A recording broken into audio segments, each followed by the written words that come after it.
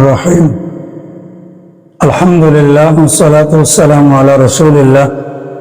کتاب الآداب باب السلام۔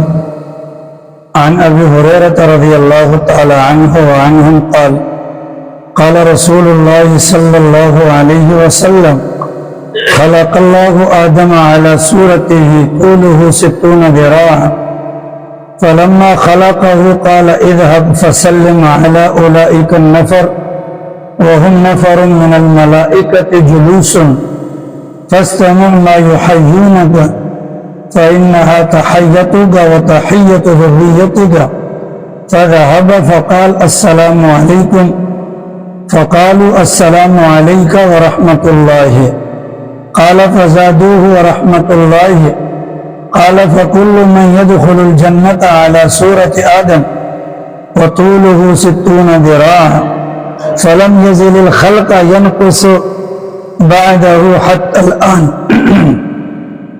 اللہ تعالیٰ کے فضل سے سورۃ البقرہ مکمل ہوئی بدھ والے دن، اور سورۃ البقرہ کے اندر لگ بھگ 127 یا 28 درس ہوئے۔ اسی سورۃ البقرہ کے آخر میں ایک آیت گزری تھی، کل آمن باللہ وملائکتہ وکتبہ ورسولہ۔ اس مبارک آیت کے اندر آمن الرسول کے جو الفاظ تھے، اس کے آخر میں بما انزل الیہ کا بیان تھا کہ رسول بھی اس بات پر ایمان لایا جو اللہ کی طرف سے نازل ہوا، اور ایمان والے بھی اس بات پر ایمان لائے جو اللہ کی جانب سے نازل ہوا۔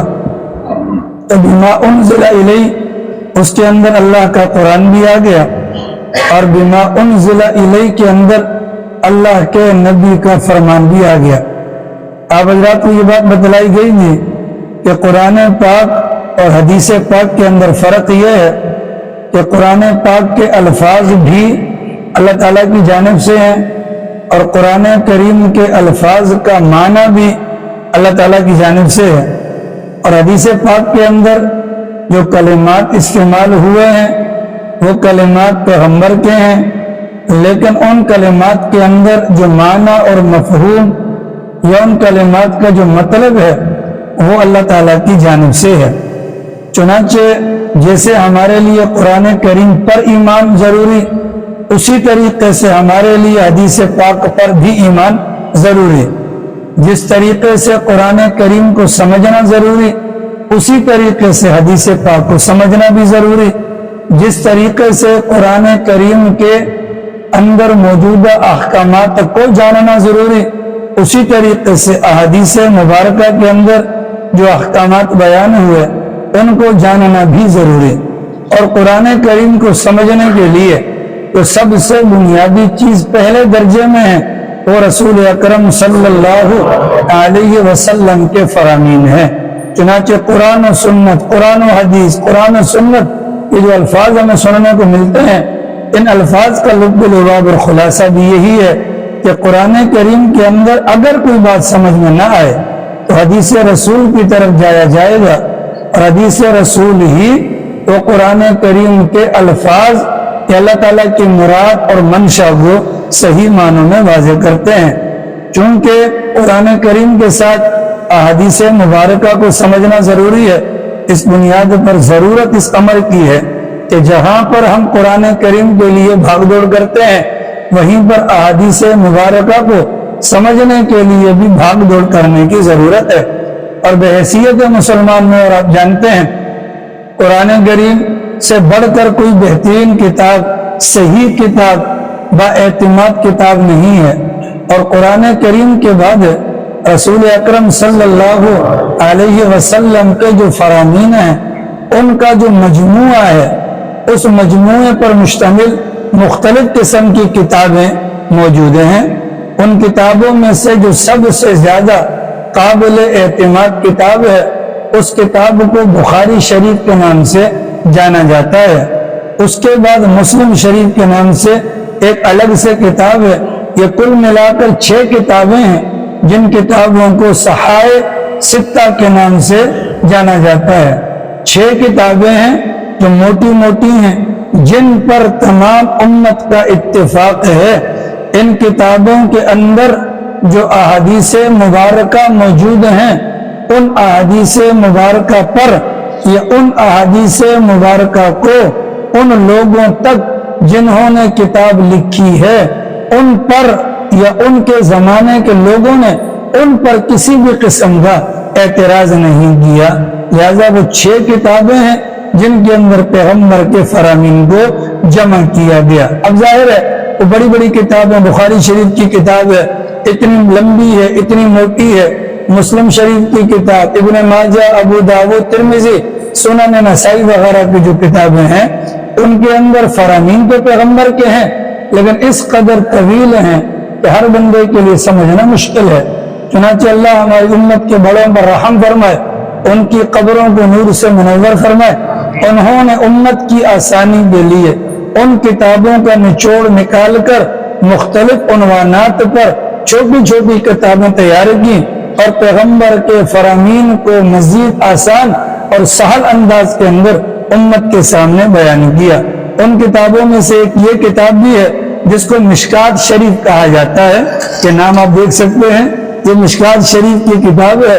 اور جس زمانے کے اندر بخاری شریف کتابی شکل میں وافر مقدار میں موجود نہیں تھی، اس زمانے کے اندر مدرسے کے اندر پڑھنے والے طلبہ کو سب سے آخر میں بخاری شریف کی جگہ پر مشکات شریف کا درس دیا جاتا تھا. آج بھی ہمارے مدارس کے اندر مشکات شریف کی جو کتاب ہے جو علماء کو پڑھائی جاتی ہے وہ 7ویں سال میں، 8ویں سال میں بخاری شریف اور 7ویں سال کے اندر مشکات شریف کی کتاب پڑھائی جاتی ہے. اس کتاب کی خصوصیت کیا ہے؟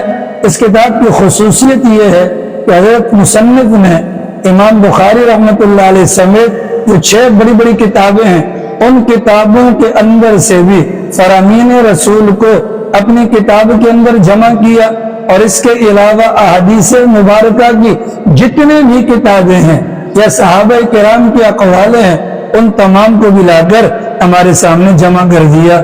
ہم سب ان مصنف صاحب کے لیے دعائے رحمت کرتے ہیں، اللہ تعالیٰ ان کی قبر کو منور فرمائے. چنانچہ اب حضرات کے سامنے رمضان المبارک سے پہلے تک حدیث مبارکہ کا درس ہوتا رہا، اور اس کے بعد سستی کی وجہ سے، سورۃ البقرہ کی شروع ہونے کی وجہ سے حدیث مبارکہ کا درس موقوف ہوا. اب چونکہ سورۃ البقرہ ختم ہو گئی، آگے سورہ آل عمران ہے اور وہ بھی کافی لمبی ہے، تو بہتر مناسب یہ خیال ہوا کہ درمیان میں کچھ عرصہ حدیث مبارکہ کا بھی درس ہو جائے. کتاب الآداب یہاں سے روایات کو شروع کریں گے. کتاب الآداب کا مطلب کہ آداب ادب اردو میں بھی استعمال ہوتا ہے. ادب کا مطلب کیا ہے؟ ادب کا مطلب ہر اچھی بات یا ہر وہ بات یا ہر وہ کام کہ جس کی تعریف کی جائے اس کو ادب کا نام دیا جاتا ہے. ہر وہ بات یا ہر وہ کام جس پر کرنے والے کی تعریف کی جائے اس کو ادب کہا جاتا ہے. بعض حضرات نے کہا کہ ہر وہ کام کہ جس کام کو اس کا جائز حق دیا جائے، ہر وہ کام جس کام کو اس کا جائز حق دیا جائے اس کو ادب کہا جاتا ہے. مثال کے طور پر ہم جوتا اتارتے ہیں تو جوتا اتارنے کی جو جگہ ہے، جوتا اتارنے کے بعد اس کے رکھنے کی جو جگہ ہے، جوتا اتار کر رکھنے کے بعد جس انداز سے اس کا رکھنا بنتا ہے، ان تینوں کاموں کے اوپر دیکھنے والا اس کی تعریف کرے گا، اس کو ادب کہا جاتا ہے. اس کو ادب کہا جاتا ہے. تو کتاب الآداب کا عنوان ہے، اور اس کے ضمن کے اندر رسول اکرم صلی اللہ علیہ وسلم کے مختلف قسم کے فرامین ہیں. ان فرامین کو الگ الگ کر کے الگ الگ عنوان قائم کیا گیا. چنانچہ پہلا عنوان ہے سلام کے متعلق، دوسرا عنوان ہے گھر پر آتے ہیں تو اجازت کے متعلق، تیسرا عنوان ہے پیغمبر ہنسا کیسے کرتے تھے، ہنسنے کے متعلق، ناموں کے متعلق، دوسروں کے ساتھ تعلقات کے متعلق. ان تمام چیزوں کو انشاءاللہ بیان کیا جائے گا. تو سب سے پہلے جو بات ہوگی وہ سلام کے بارے میں ہوگی. ہم مسلمان ہیں، ایک دوسرے کو سلام کرتے ہیں. سلام کا مطلب کیا ہے اور سلام کے متعلق ہمارے نبی کی تعلیمات کیا ہیں؟ بنیادی طور پر اس نقطے کو سمجھ لیجئے، سلام در حقیقت ابتدائی اسلام کے اندر مکہ مکرمہ میں چونکہ مسلم اور غیر مسلم ایک ساتھ رہا کرتے تھے، تو وہ جو کافر لوگ تھے وہ تو سلام نہیں کرتے تھے بلکہ دعائیہ کلمات کہ تمہیں صبح مبارک، تمہیں شام مبارک، تمہیں یہ مبارک، تمہیں وہ مبارک۔ اب اس زمانے کے اندر سارے ٹوپیاں بھی پہنتے تھے، سارے داڑیاں بھی رکھتے تھے، سارے کعبے کا طواف بھی کرتے تھے، یعنی بظاہر مسلم اور غیر مسلم کے اندر پہچان نہیں ہو پاتی تھی۔ اسلام نے اپنے ماننے والوں کو گویا کہ ایک کوڈ ورڈ دے دیا، ایک پہچان کا ہتھیار دے دیا کہ جو مسلم ہوگا وہ سلام کرے گا، جو مسلم ہوگا وہ سلام کرے گا، اور جو سلام نہیں کرے گا گویا کہ وہ مسلم نہیں ہوگا۔ اس انداز سے ابتدائی اسلام کے اندر سلام کے معاملات کو چلایا گیا۔ پھر اس سلام کے اندر السلام علیکم کا جملہ اور وعلیکم السلام کا جملہ، ظاہر ہے کہ وہ زمانہ ایسا تھا کہ مسلم اور غیر مسلم پتہ نہیں چل رہا، ادھر سے مسلمان آئے گا وہ کہے گا السلام علیکم، اگر سامنے والا بھی مسلمان ہوگا تو وہ کہے گا وعلیکم السلام، اگر سامنے والا مسلمان نہیں تو وہ وعلیکم السلام نہیں کہے گا۔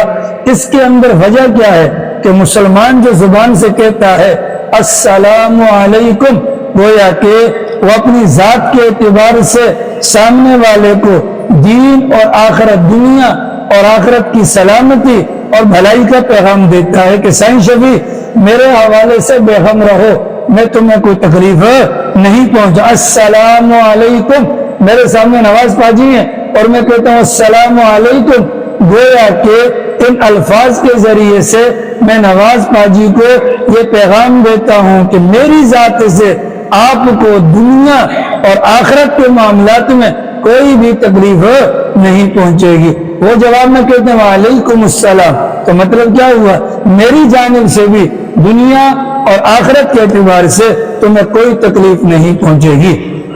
یہ سلام کا مفہوم ہے۔ اور دوسری السلام علیکم کے اندر ایک تو ضمانت ہے تکلیف سے بچاؤ کی، اور دوسرا ایک مسلمان دوسرے کو سلام کرے گا تو گویا کہ اس کے حق میں دعا کرتا ہے، کیا السلام علیکم، تم پر سلامتی ہے، مطلب دنیا اور آخرت کے اعتبار سے تمہیں کسی بھی قسم کے مصائب کا، تکالیف کا اور پریشانیوں کا سامنا نہ کرنا پڑے۔ تو یہاں سے ہوتی ہے اسلام کی ابتدا، یہاں سے ہوتی ہے السلام علیکم کی ابتدا۔ سلام کرنا سنت ہے حسین بھائی، سلام کرنا سنت ہے، لیکن جس کے کانوں میں ہمارے سلام کے کلمات پہنچ گئے اس بندے کے لیے جواب دینا واجب ہے۔ واجب کا کیا مطلب ہے، اگر وہ نہیں دے گا تو وہ بندہ گناہگار ہوگا، اگر وہ نہیں دے گا تو وہ بندہ گناہگار ہوگا۔ البتہ شریعت مطہرہ نے سلام کرنے کے کچھ مواقع بتلائے، کن مواقع پر سلام کرنا ہے۔ چنانچہ فرمایا گیا کہ سلام اس موقع پر کریں جب اگلا جواب دینے کی پوزیشن میں ہو، اگلا جواب دینے کی پوزیشن میں ہو، اگلا دسترخوان پر موجود ہے، ہم جا کر کریں گے سلام، وہ لگا ہوا ہوگا کھانے میں، وہ تاخیر کرے گا جواب دینے میں، ہمارا دل کھٹا ہو جائے گا۔ اسلام نے منع کیا سلام دسترخوان پر نہ کیا جائے۔ ہاں اگر تمہارا کھانے کا ارادہ ہے، تمہیں بھوک لگی ہوئی ہے تو کھانے کے دسترخوان پر موجودہ لوگوں کو بھی سلام کر سکتے ہو۔ ایک بندہ ہے وہ نماز کے اندر، وہ تلاوت کے اندر، وہ ذکر و اذکار کے اندر، وہ بیت الخلاء کے باہر پیشاب پخانے کے اندر، یا وہ کسی جہری گناہ کے اندر لگا ہوا ہے، تو وہاں پر اگر ہم سلام کریں گے تو شریعت نے منع کیا وہاں سلام نہ کیا جائے۔ اگر وہاں سلام کر لیا، اگلوں نے سن بھی لیا تو سننے والوں پر جواب دینا لازم نہیں ہوگا۔ پھر سلام کے متعلق کہا گیا کہ فاسق فاجر آدمی، یعنی جو اللہ کی نافرمانی کے اندر لگا ہوا ہے، اس کو سلام میں پہل نہ کرو۔ اب کوئی داڑھی منڈوا رہا ہے، آدھی شیو بنی ہوئی ہے یا منہ کے اوپر اس نے کریم لگوائی ہوئی ہے، اس کو سلام میں پہل نہیں کرنی۔ اگر کوئی جا کر نائی کے پاس ہم دیکھتے ہیں اس نے یوں کر کے اپنی گردن کو بیل کی طرح یوں کیا ہوا ہے، آگے کپڑا ڈالا ہوا ہے، موٹا سا مطلب حضرت والا، داڑھی کاٹنے والے ہیں، کٹوانے والے ہیں، ان کو سلام میں پہل نہیں کرے۔ کافر کو سلام میں پہل نہیں کرنی. اگر فاسق فاجر یا کافر اگر سلام میں پہل کر دے تو جواب دیا جائے گا، لیکن یہ چونکہ سلامتی کا معاملہ ہے اور سلامتی ایمان والے اور نیکوکاروں لوگوں کا ہے، اس لیے داڑھی منڈا ہے، داڑھی کترا ہے، چونکہ سارے مسلمان ہیں، لہذا ان کو سلام میں پہل نہیں کرنی چاہیے. اتنی بات واضح ہو گئی. نماز بازی کے پیچھے بابا جی دائیں بائیں نہیں دیکھیں. ٹھیک ہے. اللہ کے نبی علیہ السلام نے یہ جو روایت آپ کے سامنے تلاوت کی گئی اس کے اندر سلام کی ابتدا کا مرحلہ بتلایا. سلام کی ابتدا کیسے فرمایا؟ جب اللہ تعالیٰ نے حضرت آدم کو پیدا کر دیا. آپ جانتے ہیں حضرت آدم علیہ السلام کو اللہ تعالیٰ نے کیسے پیدا کیا تھا.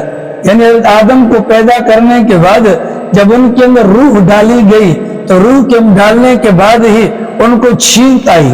ان کو کیا آئی؟ چھینک آئی. اور اس کے بعد جب وہ چھینک کا معاملہ ختم ہوا اللہ تعالیٰ کی طرف سے حضرت آدم کو حکم ہو جائیے، تو سامنے جماعت بیٹھی ہے. وہ جماعت کس کی تھی؟ فرشتوں کی جماعت تھی. اور جائیے اور جا کر آپ ان کو السلام علیکم کہیے، اور ساتھ میں توجہ کیجئے گا جو جواب وہ آپ کو دیں اس جواب کو دماغ میں رکھیے گا، کیونکہ آگے چل کر آپ کا اور آپ کی اولاد کا وہی سلام وہی تحیہ ہوگا. حضرت آدم تشریف لے کر گئے، فرشتوں کی جماعت موجود تھی، تو فرشتوں کو جا کر کہا السلام علیکم، تو فرشتوں کی جماعت نے جواب دیا وعلیکم السلام ورحمت اللہ. کیا فرمایا؟ اللہ کے نبی علیہ السلام نے فرمایا حضرت آدم نے کہا السلام علیکم، فرشتوں نے السلام علیکم پر ورحمت اللہ والے الفاظ کا اضافہ فرما دیا. تو وہاں سے سلام کی ہو گئی ابتدا، وہاں سے سلام کی ہو گئی. دوسری بات پیغمبر نے فرمائی، جب حضرت آدم کو اللہ نے پیدا کیا ان کا قد تھا 60 گز. ان کا قد تھا 60 گز. چنانچہ سرکار نے فرمایا اب جو بندہ بھی جنت میں جائے گا 60 گز اس کا قد ہوگا. اللہ کے نبی نے فرمایا حضرت آدم کا قد تھا 60 گز، لیکن گزرتے وقت کے ساتھ لوگوں کا قد گھٹنا شروع ہو گیا، اور کرتے کرتے یہاں تک کہانی پہنچ گئی کہ ہماری طرح ٹھکنے پیدا ہو گئے. البتہ جب جنت میں جانے کا مرحلہ آئے گا اس موقع پر سب کا سب قد کتنے ہوں گے؟ 60 گز ہوں گے. کتنے ہوں گے؟ 60 گز. اس مبارک روایت سے کیا پتہ چلا؟ السلام علیکم کے کلمات سب سے پہلے اللہ میاں کی زبان سے جاری ہوئے. حضرت آدم کو کس نے کہا؟ اللہ میاں نے کہا. ٹھیک ہے. تو گویا کہ آج میں کسی کو کہتا ہوں السلام علیکم، صرف تصور کر کے یہ کلمات اپنی زبان سے ادا کرو کہ اربوں کھربوں سال پہلے حضرت آدم کی ولادت کے بعد اللہ تعالیٰ کی جانب سے سب سے پہلا جو کلام آیا زبان پر کیا؟ السلام علیکم کا آیا. ٹھیک ہے. اور جب ہم میں سے کوئی جواب دے اگر وہ یہ تصور کر لے آج میری زبان کی نوک پر وعلیکم السلام کے جو کلمات ہیں سب سے پہلے یہ فرشتوں کی زبان کا حصہ بنے تھے تو سلام کرنے میں بھی مزہ آئے گا اور وعلیکم السلام کے ذریعے سے جواب دینے کے اندر بھی مزہ آئے. السلام علیکم. اگر ہم سے کوئی پوچھتا ہے سلام کی ابتدا کب ہوئی تو اس کو پکڑ کر مولانا کے پاس نہیں لانا، مولانا آپ بتلائیں. ٹھیک ہے. کیوں؟ ہم پھٹے ہوئے نوٹ چندے میں آپ کو دیتے ہیں، یہ آپ کی ذمہ داری بنتی ہے کہ آپ ہمیں اس بارے میں اویئرنیس، کیا بولتے ہیں انگریز، اویئرنیس مہیا کریں. نہیں بھائی، ذمہ داری آپ کی ہے. ہم سے کوئی پوچھے بھیا السلام علیکم کہاں سے آیا تو ہم نے بتلانا ہے حضرت آدم کی پیدائش کے بعد اللہ میاں کی جانب سے انہیں حکم دیا گیا، انہوں نے زبان سے جا کر فرشتوں کی جماعت کو کہا، فرشتوں نے وعلیکم السلام کے ذریعے سے اس کا جواب عنایت فرمایا. اتنی بات واضح ہو گئی. حدیث نمبر 2 کے اندر عبداللہ ابن عامر صحابی رسول ہیں، وہ فرماتے ہیں کہ ایک صاحب تشریف لائے. کون تشریف لائے؟ ایک صاحب تشریف لائے رسول اکرم صلی اللہ علیہ وسلم کے پاس، اور آنے کے بعد پوچھا سرکار ای الاسلام خیر. کیا فرمایا؟ بولو کیا فرمایا؟ پیچھے والا ملک اکبر کے پیچھے والا بولو کیا فرمایا؟ ای الاسلام خیر. اسلام کی بہترین خوبی کیا ہے؟ سرکار نے کیا فرمایا؟ اور آنے والے سائل نے کیا فرمایا؟ ای الاسلام خیر. اے پیارے پیغمبر صلی اللہ علیہ وسلم، اسلام کی سب سے بہترین خوبی کیا ہے، کیا خصلت کہ جس کو آپ کہہ سکیں کہ یہ اسلام کی اچھی علامت ہے؟ اللہ کے نبی علیہ السلام نے دو باتیں ارشاد فرمائی، گویا کہ مسلمان جو ان دو صفات کا حامل ہوگا، گویا کہ اسلام کی سب سے بہترین صفات کو اپنانے والا ہوگا۔ ان میں سے پہلا کون ہے؟ تطعم الطعام۔ یوسف بھائی، پہلا کون ہے؟ تطعم الطعام، کھانے کھلانے والا۔ کون؟ کھانے کھلانے والا۔ اللہ کے نبی سے پوچھا گیا، سائیں خدا بخش، اللہ کے نبی سے کیا پوچھا گیا؟ اسلام کی بہترین خوبی۔ اللہ کے نبی نے کیا فرمایا؟ نمبر 1 تطعم الطعام، کھانے کھلانے والا، کھانے کھلانے والا۔ ٹھیک ہے، تو کھانے کھلانے چاہیے۔ یہاں پر ماشاءاللہ یہ نور ولی ہے، یہ اکثر مجھے بلا لیتا ہے، ملک اکبر بھی بلا لیتا ہے، بادام نقد دے دیتا ہے، باقی یہ فیصل بھی کبھی کبھی ماشاءاللہ، شمسو بھی، سلیم پنساری بھی، باقی بھی تھوڑے انسان بنے۔ ٹھیک ہے، اسلام کی خوبی اپنانی ہے اگر، ٹھیک ہے، اگر اسلام کی خوبی، باقی الحمدللہ اللہ کتوں کو روزی دیتا، ہمیں نہیں دے گا۔ وہ لوگ کتے بھی مرحبا کی بریانی نہیں کھاتے ہیں، وہ کھاتے ہیں ہڈیاں وہیں کی پکی ہوتی ہے نا۔ ٹھیک ہے، تو اسلام کی اقبال میں بھی کھلاتے ہیں، علی نے بھی نہاری کھلائی تھی اس دن ماشاءاللہ۔ حسین بھائی تو عرصہ دراز ہو گیا، کاروباری ہو گیا، ورنہ پہلے بہت کھلاتا تھا، یہ پہلے کھلاتا تھا لیکن ماشاءاللہ ہو گیا، کاروباری ہو گیا۔ ٹھیک ہے، ابھی آپ کے بیٹے کی شادی بھی انشاءاللہ کھائیں گے اس پر بھی۔ ٹھیک ہے، تو بہترین خوبی کیا ہے؟ کھانے کھلانا۔ پہلی خوبی کیا ہے؟ کھانے کھلانا۔ پہلی خوبی کیا ہے؟ کھانے کھلانا۔ اور نمبر دوسری وَتَقْرَأُ السَّلَامَ عَلَى مَنْ عَرَفْتَ وَمَنْ لَمْ تَعْرِفْ، سلام کہنا، سلام کہنا، سلام پھیلانا، جس کو جانتے ہو اس کو بھی اور جس کو نہیں جانتے ہو اس کو بھی۔ کتنی بہترین بات ہے۔ چلو پہلا کام نہیں کر سکتے، آدھا 50% تو اچھی خوبی لے سکتے ہیں، کھانا نہیں کھلا سکتے، سلام تو پھیلا سکتے ہیں۔ بھیا سلام کرنا ہے کس کو کرنا ہے؟ جاننے والوں کو نہیں، جاننے والا ہو یا جاننے والا نہ ہو، سب کو سلام کرنا ہے۔ سب کو کیا کرنا ہے؟ سلام کرنا ہے۔ اگر ہمارے سلام کا جواب نہیں دیتا، کوئی پریشانی کی بات نہیں، ہم نے السلام علیکم کے ذریعے سے اگلے کو سلامتی کی دعا دی، اور حدیث پاک میں آتا ہے کہ دوسرے کو سلامتی کی یا کسی بھی چیز کی دعا دیتا ہے، فرشتہ کھڑا ہوتا ہے اور کہتا ہے تیرے لیے بھی ایسا ہی، مطلب جو تو نے دوسرے کو دعا دی اللہ تیرے حق میں بھی قبول کرے۔ اگر کوئی انسان جواب لیاری والے آج چونکہ اپنا 2:03 پر عمران خان کو نااہل قرار دیا گیا، یقیناً ساتھی پریشان ہوں گے جو ان کے چہیتے ہیں، وہ سلام کا جواب دے، وہ تو اذان کا جواب نہیں دے رہے، اللہ کی طرف سے دعوت کا جواب نہیں دیں گے، تو ہمارے سلام کا جواب دیں گے؟ کبھی بھی نہیں دیں گے۔ غم نہ کریں، ہم نے کیا کرنا ہے؟ السلام علیکم کے ذریعے سے ان کو دعا دینی ہے، ہمیں وہ جواب نہ دے، فرشتے کی دعا ہمارے لیے کافی ہو جائے گی۔ اعلیٰ من عرفت، جس کو جانتے ہو اور جس کو نہیں جانتے، سب کو سلام کرنا ہے۔ مسجد میں آئیں، گھر پر جائیں، اب اگر ہم گھر پہ جاتے ہیں السلام علیکم زور سے کہہ دیا، گھر والوں کو سلام ہوگا، گھر سے باہر نکل گئے تو کوئی ایسا بندہ جو مارکیٹ کے اندر روزانہ نہ جاتا ہو، ایسا کوئی بھی نہیں ہوگا، لیکن مارکیٹ کے اندر جاتے ہیں زبان پر چپ لگی ہوتی ہے، سلام کیا گھر بھیا، کیا کرنا ہے؟ آپ ہندوستان کی کوئی بھی ویڈیو دیکھیں، ان کا بندہ بازار میں جاتا ہے، ہر آتے جاتے وہ رام رام کر رہا ہوتا ہے کہ نہیں کر رہا ہوتا؟ ٹھیک ہے، تو ہم مسلمان کہتے ہیں کوئی اپنا پرلے درجے کے لوگ ہیں، السلام علیکم ہم بازار کے اندر بھی کہیں گے، مسجد کے اندر بھی کہیں، کیوں؟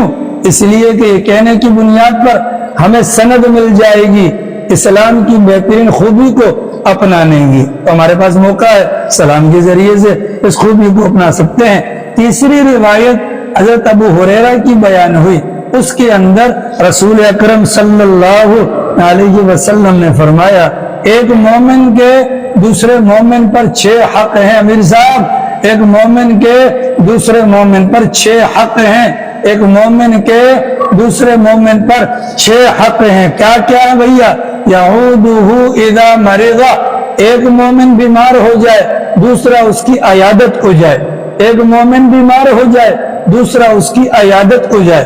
عیادت کو جانے کا یہ مطلب نہیں ہے کہ عیادت کو جا کر اس کے ساتھ وقت گزارے، عیادت کو جانے کا مطلب کیا ہے؟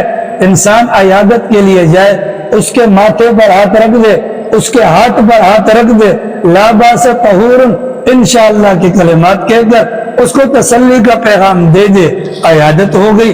اللہ نے وسعت دی ہے، کچھ نہ کچھ ہدیہ دے دیا جائے، اللہ نے وسعت دی ہے، اس کے دوائیوں کا خرچہ برداشت کر لے، اللہ نے وسعت دی ہے، ڈاکٹر کی فیس ادا کر دے۔ لیکن اگر یہ سارے کام نہیں کر سکتا تو جا کر یہ پوچھنے میں کیا حرج ہے، بھائی آپ کی طبیعت کیسی ہے؟ صرف اتنا کہنا آپ کی طبیعت کیسی ہے۔ پیغمبر نے جو 6 حق بیان کیے، ایک حق ایک مومن کا دوسرے مومن کے حق میں وہ پورا ہو جائے گا۔ یعودہ اذا مرضا، جب کوئی مومن بیمار ہو جائے اس مومن کی کیا کرنی ہے؟ عیادت کرنی، مطلقاً کہا۔ دیکھو ہم اگر اپنے علاقے تیسر ٹاؤن کے لوگوں کو مومن سمجھتے ہیں، ان میں سے کوئی بھی بیمار ہو اور ہمیں پتہ ہو، ہمیں پتہ چل گیا فلانا بیمار ہے، عیادت کرنا یہ مومن کا حق بن گیا، بھلے وہ ہمیں جانتا ہو کہ نہیں۔ لیکن مصیبت کیا ہے، تو جان پہچان والا ہوگا ہم عیادت اسی کی کریں گے۔ پیغمبر نے کیا کہا؟ مومن کے، رشتہ دار نہیں کہا۔ پیغمبر نے کیا کہا؟ مومن کے، یا تو ہم اپنی زبان سے کہہ دیں کہ یہ جو اسپتالوں میں پڑے ہوئے ہیں یہ سارے کافر ہیں، کہانی ختم ہو جائے گی۔ اگر ان کو مومن مانتے ہیں تو پھر اپنے آپ کو بھی مومن مانتے ہیں، تو مومن کے مومن پر جو حقوق ہیں ان میں سے پہلا حق کون سا ہے؟ یعودہ اذا مرضا، بیمار ہو جائے تو اس کی عیادت کرنی ہے۔ ویشہدہ اذا ماتا، مومن مر جائے اس کے جنازے میں حاضر ہونا ہے۔ مومن مر جائے، لیکن یہاں پر کیا ہوتا ہے؟ یہاں پر میں آپ کو بتاتا ہوں کیا ہوتا ہے۔ یہاں پیسے والا مر گیا، اللہ اکبر، اس کے لیے میسیجز چلتے ہیں، اس کے لیے بتلایا جاتا ہے، اس کے لیے قبرستان میں بھی جایا جاتا ہے۔ اور کوئی غریب مر جاتا ہے تو قاری صاحب کا گلا پھٹ جاتا ہے، اعلان کر کر کے کوئی بندہ آنے کو تیار نہیں ہوتا۔ ایک بات یاد رکھیے گا، برا مت منائیے گا، برا مت منائیے گا۔ جب ہمارے یہاں شادی بیاہ ہوتی ہے، گھروں کے اندر تقریبات ہوتی ہیں، اس میں جو مہمان آتے ہیں، جو مالدار لوگ ہوتے ہیں، ان کے کھانے کی جگہ الگ بنائی جاتی ہے۔ ایسا ہوتا ہے نہیں؟ حضرت آپ اندر آ جائیں، وی آئی پی جگہ، ایسا ہوتا ہے کہ نہیں ہوتا؟ لیکن جب کوئی بندہ مر جاتا ہے تو قبر کی کھدائی کا معاملہ یہ غریب لوگ کرتے ہیں۔ غریب لوگ کرتے کہ نہیں کرتے؟ اللہ کے نبی نے اس بڑے چھوٹے کی تمیز کو ختم کرنے کے لیے فرمایا مومن کے مومن پر، یہ نہیں کہا رشتہ دار کے رشتہ دار پر، امیر کے غریب پر، غریب کے نہیں، مطلقاً کہا اگر وہ مومن ہے تو صورت میں بیمار ہو جائے عیادت کرنی، مر جائے تو جنازے کے اندر جانا ہے۔ جنازے کے اندر کیا کرنا ہے؟ جانا ہے۔ تیسری بات فرمائی وَيُجِيبُهُ إِذَا دَعَا، کہ جب دعوت دے، ایک مومن دوسرے کو دعوت دے تو اس کو قبول کرنا ہے۔ یا دو چیزیں آ گئی سلیب پنساری، دعوت کو قبول کرنا ہے یہ الگ بات ہے، اور وہاں جا کر کھانا کھانا یہ الگ بات ہے۔ بھائی ممکن ہے کہ جہاں پر آپ کو کھانے کی دعوت دی گئی وہاں کا ماحول غیر شرعی ہو، ممکن ہے وہاں پر جو کھانا دیا جا رہا ہے وہ آپ نہ کھا سکتے ہو، ممکن ہے وہ کھانا آپ کی صحت کے لیے نقصان دہ ہو۔ ہم کیا کرتے ہیں، ہمارے پاس کارڈ آ گیا اور کارڈ آیا ہم نے شادی کا، یا ہمیں فون کر کے کسی نے دعوت دے دی، نہ جانے کی وجہ یار میری طبیعت صحیح نہیں تھی، میں کھا تو سکتا نہیں تھا، مجھ پر پابندی تھی، اس وجہ سے نہیں آیا۔ نہیں، ایک ہے دعوت کا قبول کرنا اور ایک ہے کھانا کھانا۔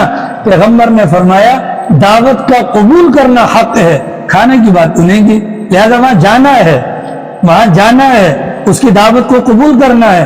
حضرت مولانا اشرف علی صاحب تھانوی رحمہ اللہ کو کسی جگہ پر دعوت دی گئی، حضرت والا تشریف لے کر گئے، دعوت کو قبول کیا، لیکن وہاں کے ماحول کو دیکھ کر حضرت والا نے اپنے ایمان اور اعمال کو بچانے کی خاطر ہاتھ اٹھا لیے۔ آپ کی دعوت سر آنکھوں پر، یہ ماحول ہمیں پسند نہیں۔ یہ طریقہ کار وَيُجِيبُهُ إِذَا دَعَاهُ۔ عام طور پر آپ نے دیکھا ہوگا ہم دعوتوں کے اندر جاتے ہیں تو وہاں پر کھانا لازم نہیں ہے، دعوت قبول کرنا سنت ہے، کھانا کھانا فرض ہے۔ کھانا کھانا کیا ہے؟ فرض ہے، ایسا کچھ بھی نہیں ہے، دعوت قبول کرنا سنت ہے۔ وَيُسَلِّمُ عَلَيْهِ إِذَا لَقِيَهُ، اور چوتھی بات کیا فرمائی؟ جب ملاقات ہو تو سلام کرنا مومن کا مومن پر حق ہے۔ تو بیوی مسلمان ہے ہماری کہ نہیں ہے؟ سچ بتاؤ، اللہ کو گواہ بنا کر۔ شادی شدہ کتنے ہیں مجھ سمجھ؟ ہاتھ اٹھاؤ شاید بیویوں والوں۔ ٹھیک، اب اللہ کو گواہ بنا کر کو بیویوں کو سلام کون کون کرتا ہے؟ ٹھیک ہے نا؟ تو بیوی سے بڑھ کر کوئی مومن ہے؟ اگر اس کو کافر کہے تو اندر سے سارے کافر نکلیں گے، آ رہی ہے؟ پھر کھانا بھی کافروں کا ہاتھ کا ہوگا۔ ٹھیک ہے، اگر بیوی مومن ہے، ہماری بعض طبقہ جو کے پی کے کی پٹی ہے، یہ بیوی کو سلام کرنا توہین سمجھتے، بس کا خزے ہے، یہ ہماری خزے ہے، یہ ہماری پاؤں کی جوتی ہے۔ نہ بابا نہ، اگر وہ مومن ہے، اگر آپ نے کسی ہندو سے شادی کی نہ کرے، کسی کرسچن سے کی نہ کرے سلام اس کو۔ پیغمبر نے کیا فرمایا؟ وَيُسَلِّمُ عَلَيْهِ إِذَا لَقِيَهُ، مومن کا مومن پر حق کیا ہے؟ ملاقات ہو تو سلام کرنی ہے، سلام کرنا ہے۔ ملاقات ہو تو کیا کرنا ہے؟ سلام کرنا ہے۔ ملاقات ہو تو کیا کرنا ہے؟ سلام کرنا ہے۔ وَيُشَمِّتُهُ، لیکن بیویاں بھی بڑی کمال کی ہوتی ہیں، بیویاں بھی کیا ہوتی ہیں؟ بڑی کمال کی ہوتی ہیں۔ وَيُشَمِّتُهُ إِذَا حَتِسَ، مومن کا مومن پر پانچواں حق، جب مومن کو چھینک آ جائے تو اس کا جواب دینا ہے۔ چھینک سمجھتے ہیں؟ کر نہیں کرتے ٹھیک ہے؟ بعض لوگ تو ماشاءاللہ پورے محلے کی طرف سے چھینک مارتے ہیں، مالدار لوگوں کو بھی چھینک دے گی بس ہلکی سی نا، اور ہمارے والے لہری والے اگلے کے بڑا گھر کرتے ہیں۔ ٹھیک ہے، تو مالداروں کی چھینک بھی زبردست ہوتی ہے، اور ہمارے والے دیہاتیوں کی چھینک بھی ایسی ہوتی ہے۔ لیکن چھینک کا جواب کب دینا ہے؟ جب چھینک مارنے والا الحمدللہ کہے۔ کیا کہے؟ الحمدللہ۔ اگر اس نے کہہ دیا الحمدللہ تو جواب دینا واجب ہو گیا، جس کے کان میں یہ الفاظ پڑ گئے۔ ٹھیک ہے، کیا جواب دے گا؟ یرحمک اللہ۔ وہ کیا کہے گا؟ چھینک مارنے والا الحمدللہ، جواب دینے والا کیا کہے گا؟ یرحمک اللہ۔ پھر جس نے ماری ہے وہ کیا کہے گا؟ یہدیکم اللہ، اللہ تمہیں ہدایت دے۔ پھر وہ آگے سے جسے پہلے جواب دیا وہ کیا کہے گا؟ یغفر اللہ لنا ولکم، یغفر اللہ لنا ولکم۔ ٹھیک ہے، وَيُنْسَعُ لَهُ إِذَا غَابَ وَيَنْسَعُ لَهُ إِذَا غَابَ أَوْ شَهِدَ۔ مومن کے مومن پر کتنے حق ہیں بھیا؟ 6، اور ان میں سے چھٹے نمبر پر کیا ہے کہ اگر مومن موجود ہو یا نہ ہو، اس کی خیر خواہی کے بارے میں سوچنا ہے۔ اس کی خیر خواہی کے بارے میں کیا کرنا ہے؟ خیر خواہی کے بارے میں سوچنے کا مطلب ہمیں پتہ ہے ہمارے پڑوس میں کوئی نہیں ہے، آج وہ کہیں گئے ہوئے ہیں، تو یہ نہ سمجھا جائے، یہ نہ سمجھا جائے آج وہ نہیں ہے، ان کی بلی میں کچھ بھی ہو جائے نہیں۔ اگر بجلی والے آ کر ان کا کنڈا اتار رہے ہیں تو وہ خیر خواہی کا تقاضا ہے، آپ ان کو فون کر دیں آپ کا کنڈا اتر رہا ہے۔ کنڈے کی طرفداری نہیں کرنی، وہ تو حرام ہے، لیکن پڑوسی کی طرفداری تو کرنی ہے۔ غائب ہو یا موجود ہو، اس کی خیر خواہی کا پہلو ہمارے سامنے ہونا چاہیے، پہلو ہمارے سامنے ہونا چاہیے، بھلے وہ موجود ہو یا موجود نہ ہو، بھلے وہ موجود ہو یا موجود نہ ہو۔ تو مومن کے مومن پر کتنے حق ہیں؟ 6 حق ہیں۔ ان میں سے ہم سے اس وقت جو موضوع سے متعلق ہے وَيُسَلِّمُ عَلَيْهِ إِذَا لَقِيَهُ، کہ مومن مومن سے ملے تو کیا کہے گا بابا جی پیچھے والا؟ السلام علیکم۔ کیا کہے گا؟ السلام علیکم۔ تیسری روایت، چوتھی روایت، پیغمبر فرماتے ہیں کیا؟ لا تدخلون الجنت، اعجاز رسول، تم جنت میں نہیں جا سکتے حتی تؤمنو، یہاں تک کہ ایمان قبول کر لو۔ ٹھیک ہے، جنت میں کوئی کافر نہیں جائے گا، یہ تو کنفرم ہے نا۔ سرکار نے کیا فرمایا؟ جنت میں نہیں جا سکتے جب تک کہ تم ایمان قبول نہ کر لو، نمبر 1 اتنی بات۔ پھر ساتھ میں فرمایا تمہارا ایمان اس وقت تک کامل نہیں ہو سکتا جب تک تم آپس میں ایک دوسرے کے ساتھ محبت والا معاملہ یا محبت والا تعلق قائم نہ کر لو۔ تو باتیں ہوگی۔ بات نمبر 1، تم جنت میں داخل نہیں ہو سکتے کب تک؟ جب تک ایمان قبول نہ کر لو۔ ٹھیک ہے، مطلب امریکہ کا صدر جہنمی ہے، کنفرم، وجہ کہ کافر ہے اگر اسی حالت میں مر گیا۔ ٹھیک ہے، برطانیہ کی ملکہ بغیر ایمان کے دنیا سے گئی، کنفرم جہنمی ہے نا۔ ایمان بنیاد ہے، ایمان کیا ہے؟ بنیاد ہے، اس کے بغیر تو کخ بھی نہیں ہے۔ چلو ایمان ہم نے قبول کر لیا، اب ایمان کے بعد جنت میں جا سکیں گے؟ سرکار نے فرمایا نہیں، ایمان کے بعد جب تک یہ ایمان کامل نہ ہو جائے تم نہیں جا سکتے۔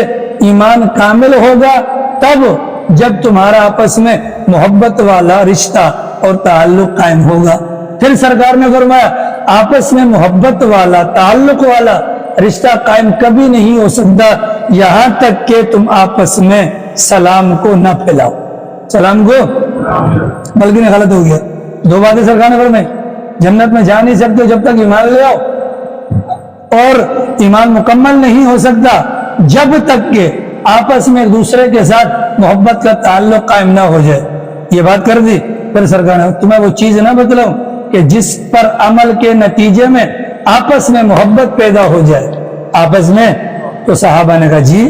تو سرکار نے کہا فرمایا افشوا السلام بینکم، آپس میں سلام کو پھیلاؤ۔ سائیں یوسف صاحب 50-20 سے آتے ہیں، مجھے اللہ کی ذات سے امید ہے اگر وہاں سے یہ سلام والا ذہن لے کر نکلیں یہاں تک پہنچتے پہنچتے نہ جانے کتنے بندوں کو یہ سلام کر چکے ہوں گے۔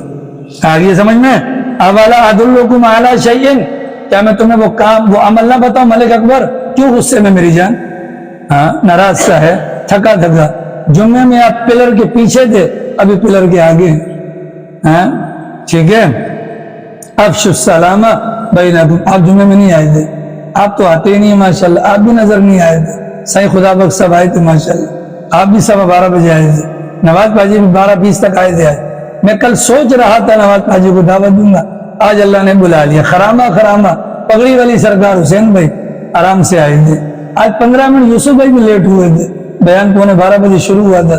شمسو آ کر چھپ کر ملک اکبر کے پیچھے بیٹھ کر سمجھ رہا تھا سجاد کو پتہ نہیں چلے گا، یہ نہیں پتہ 11 نمبر کا چشمہ لگایا ہوا تاریخ سمجھ شریفہ میں اللہ میں۔ اور یہ بھائی یہ تو آیا نہیں، داڑھی کالی کی ہوئی ہے، حالانکہ داڑھی کو کالا کرنا تو حرام ہے۔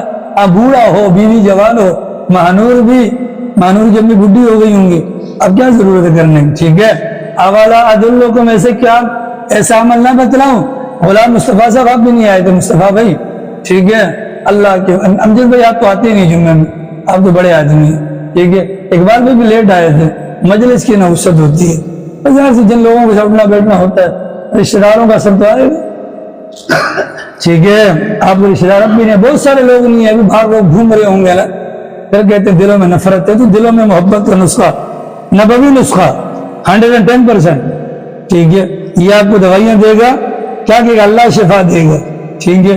یہاں پیغمبر نے نہیں کہا، کیونکہ پیغمبر جو بات کر رہے ہیں وہ اللہ میاں کی جانب سے کر رہے ہیں، لہذا محبت پیدا ہوگی تو سلام کرنے سے ہوگی، ٹھیک ہے۔ وَعَنْهُ قال، سوال اگلا، کون کس کو سلام کرے؟ اللہ کے نبی نے فرمایا جو سوار ہے وہ پیدل کو سلام کرے، جو سوار ہے وہ پیدل کو سلام کرے، جن کی تعداد زیادہ ہے ان کا فرض بنتا ہے کہ وہ کم والوں کو سلام کرے، ٹھیک ہے۔ جو بندہ کھڑا ہوا ہے بیٹھے ہوئے بندے کو سلام کرے۔ اور پھر اگلی روایت کے اندر فرمایا اللہ کے نبی علیہ السلام کا فرمان، بلکہ حضرت انس فرماتے ہیں سرکار کا گزر ہوا بچوں کے پاس سے، اللہ کے نبی نے بچوں کو بھی سلام کیا، حالانکہ حق بچوں کا بنتا تھا، لیکن پیغمبر نے کیوں سلام کیا؟ 2 وجوہات پر۔ نمبر 1 بچوں کو سلام کی ترغیب دینا تھی، نمبر 2 تواضع اور انکساری کی بنیاد پر پیغمبر نے بچوں کو سلام دیا۔ ہم بچوں کو سلام کرتے ہیں، بولو بچے کنچے کھیل رہے ہوں یا کچھ بھی کر رہے ہوں، یہ یاد رکھیے گا ایک بات، سلام دعا ہے، سلام دعا ہے، اور مومن کی دعا مومن کے حق میں قبول ہوتی ہے، اور جو نابالغ ہوتا ہے وہ گناہوں سے پاک ہوتا ہے، اس کی دعا زیادہ قبول ہوتی ہے۔ چھوٹے بچوں کو سلام کیا کرے، ٹھیک ہے جی۔ حضرت انس کی روایت ہے کہ مر علی غلمان، پیارے پیغمبر امام الانبیاء دونوں جہانوں کے سردار ہیں، سلام کس کو کیا؟ بچوں کو کیا۔ ظاہر زمانے کے بچوں کی بھی ناک تو بہتی ہوگی، کپڑے تو گندے ہوتے ہوں گے، تو گلی کوچوں کے اندر اپنے زمانے کا کھیل کھیلتے ہوں گے، پیغمبر نے اس کو یا گندے کپڑوں کو یا ان کے عمل کو حقارت کا سبب سمجھ کر ان سے سلام کو دور نہیں بلکہ کیا کیا؟ ان سب کو سلام کیا۔ پیغمبر کی سنت آ گئی السلام علیکم، ٹھیک ہے۔ اور خدا کی قسم اگر آج بڑا چھوٹوں کو سلام کرے گا نا وہ چھوٹا اتنا احترام کرتا ہے، جب میں وہاں سے گزرتا ہوں بازار میں اتنے بچے آ کر سلام کرتے ہیں. ٹھیک ہے، یہ پیغمبر کا فرمان ہے. بڑا چھوٹوں کو سلام کرے گا تو چھوٹوں کے دل میں بڑوں کی محبت پیدا ہوگی، ورنہ یہ چھوٹے بچے پتھر بھی مارتے ہیں، چھوٹے بچے گالی دے کے بھی بھاگ جاتے ہیں، چھوٹے بچے مذاق بھی اڑاتے ہیں، بچنا چاہتے ہیں ایٹم بم کیا السلام علیکم. حضرت ابو ہریرہ کی روایت ہے کہ یہود و نصارہ کو سلام میں پہل مت کرو، سلام میں پہل مت کرو، مطلب سامنے آ جائیں. اب ہمارے یہاں پر 36 میں کرسچن ہے، یا ہمارے 50 میں کرسچن ہے، 36 کے اندر ہندو ہیں، ہم سلام میں ان کو ابتدا نہیں کریں گے. ٹھیک ہے، اگر انہوں نے کر لیا تو وعلیکم، بس کیا کرنا ہے وعلیکم، کیونکہ سلامتی کی دعا ایمان والوں کے لیے ہے، کافر کے لیے سلامتی کی دعا نہیں. ہاں وہ تو اگر پہچان نہ ہوا، اگر پہچان نہ ہو، اگر پہچان نہ ہوئی پھر تو معاف ہے. لیکن اگر پتہ چل گیا، سلام پہلے کر لیا، بعد میں پتہ چل گیا کہ یہ تو وہ ہے، یہ والا ہے، یہ والا ہے، اگر بعد میں پتہ چل گیا تو فوراً زبان سے کہہ دے میں اپنا سلام واپس لیتا ہوں. کیا کہہ دے؟ میں اپنا سلام واپس لیتا ہوں. اس کا کیا فائدہ ہوگا؟ اس کا فائدہ یہ ہوگا کہ غلطی سے دعا چلی گئی وہ دعا بھی واپس آ جائے گی. تو پیغمبر کا یہ فرمان ہے، پیغمبر کا یہ فرمان ہے. کتنی بات سمجھ آ گئی؟ بولو، اتنی بات سمجھ میں آ گئی. ایک موقع پر یہودی آئے اور انہوں نے کہا السلام علیکم. کیا کہا؟ السلام علیکم. سلام کا مطلب کیا ہے؟ سلام دی. اور سام کا مطلب کیا؟ موت اور ہلاکت، موت اور ہلاکت. انہوں نے کہا السلام علیکم. اما عائشہ اندر بیٹھی ہوئی ہیں، پردے کے پیچھے سے الفاظ انہوں نے سن لیے، ان کمینوں نے ہمارے پیغمبر کو ہلاکت کی بد دعا دی ہے. اندر سے شروع ہو گئی تو علیکم السلام واللعنہ والغضب، کہ تم پر لعنت و ہلاکت تمہارے لیے ہو اور اللہ کا غیظ و غضب تم پر ہو. اللہ کے نبی نے مانا کہ عائشہ کیا کر رہی ہیں؟ کیا سرکار آپ کو پتہ نہیں انہوں نے آپ کو ہلاکت کی بد دعا دی؟ اللہ کے نبی نے کیا فرمایا؟ آپ نے میرے کلمات نہیں سنے، انہوں نے مجھے جو ہلاکت کی بد دعا دی میں نے جواب میں کیا کہا؟ وعلیکم، جو تم مجھے کہہ رہے ہو وہ تمہارے اوپر آ جائے. اور پھر سرکار نے کیا فرمایا؟ ان کی طرف سے مجھے جو بد دعا دی گئی وہ مجھ پر لگ نہیں سکتی، اور میری طرف سے جو بد دعا کی گئی اس کا وہ حقدار بنتے ہیں، لہذا ان کو لگ جائے گی.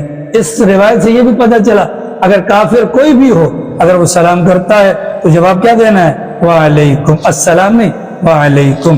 ان روایات کے اندر اس بات کو بیان کیا گیا. باقی اسی کے متعلق کچھ اور بھی روایات ہیں، انشاءاللہ اس کو کل بیان کریں گے. اللہ پاک توفیق و عمل نصیب.